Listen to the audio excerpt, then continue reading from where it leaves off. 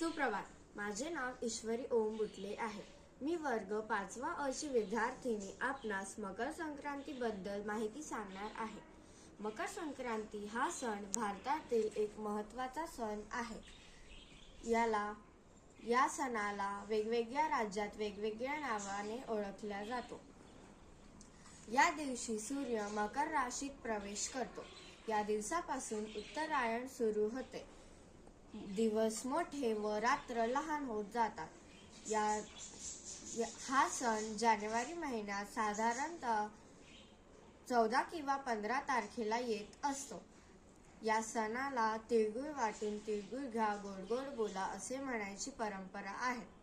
तीळ व गुळ हे थंडीमध्ये आरोग्यास लाभदायक असतात. हा सण शेतकऱ्यांसाठी आनंदाचा सण मानला जातो, कारण त्यांच्या मेहनतीचे फळ या काळात दिसू लागतात.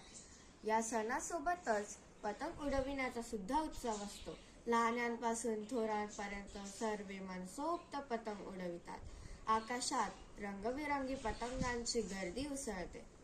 असा हा मकर संक्रांतीचा सण नव्या आशेचा, नव्या ऊर्जेचा आणि परिवर्तनाचा सण आहे.